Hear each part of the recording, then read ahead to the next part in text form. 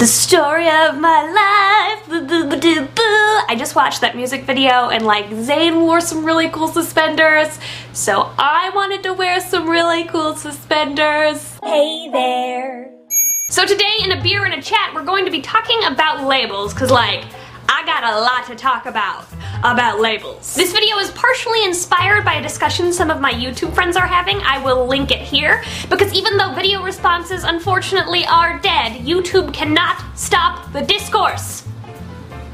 So I wanted to jump on this boat and keep talking about it. Also, to be honest, when I was first coming out and kind of figuring out who I was, labels were a huge issue for me. And this is because I couldn't, for the life of me, find a qualifier or a term that I identified with.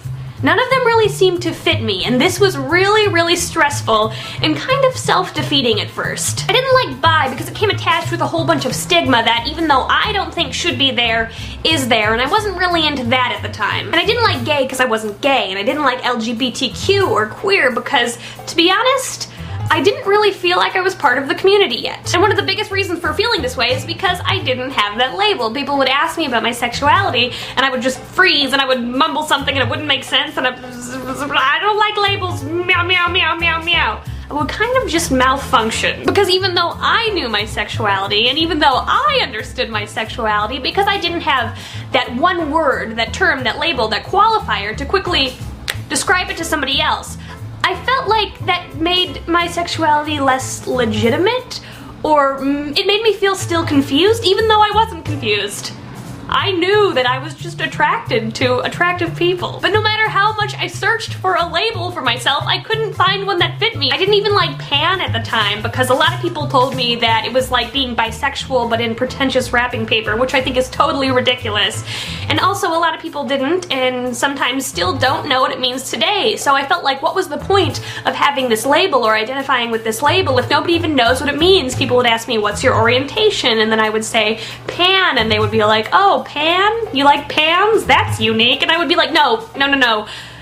Pan, it's like, and then I would awkwardly mumble through some clumsy definition, and it was like, bah, this is useless. What's the point of even using this word if nobody knows what it means? So ultimately, I just really wanted a label because I thought it would be an efficient way to describe my sexuality, but I couldn't find one that I felt like truly fit me, and this was so stressful and so confusing at the time. But today, if I could go back in time and tell flustered and confused Ashley one thing, it would be that it's okay to not identify with a label. That is totally fine. You do not need a label to feel the way you feel. Your sexuality is still completely legitimate. You're still completely a part of the community. You just don't have a label. And that's fine. You're you. You like people. There's nothing wrong with that. And like, it would have been a significantly more valuable use of my time to try to find cute, interesting people to hang out with, rather than all the energy that I was wasting on trying to identify with a label. But I don't feel like this is uncommon. I feel like a lot of young people feel this pressure to label their sexuality, when the truth is, orientation is way too complex to just put in a box. I mean, I just feel like a lot of people's attractions to others are often very unique to them and nuanced from experience. And then don't even get me started on fluidity, because there are almost no labels that even try to account for fluidity, besides like the label fluid, which is so goofy because human sexuality can be like extremely fluid.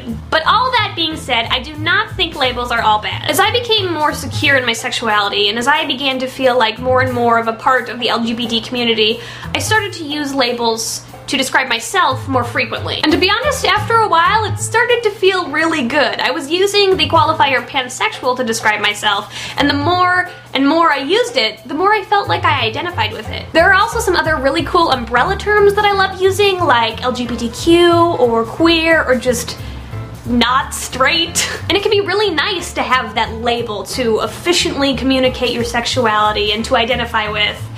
And now I have a lot of pansexual pride, which feels really cool. But still, I don't think there should be any rush to find that label to identify with. And if you never find that label, I think that's totally okay too. Anyway, those are just my thoughts, but I'm more interested in hearing about what you guys think about labels. Do you like labels? Do you use labels? Or do you completely throw them out the window because you think they are self-defeating and destructive and pigeonhole people into boxes? I don't know, but whatever you think, you should leave it in the comment because I'm always interested in hearing what you have to say. And I always feel like I learn a lot from the comment section of these videos. You guys are really smart and I really appreciate it. Okay, bye. Follow me on Twitter. I've been asked on behalf of Ashley to have you subscribe and like. Pretty please for me. Like for me. Please like for me. Pretty please for me. I'll give you fake money.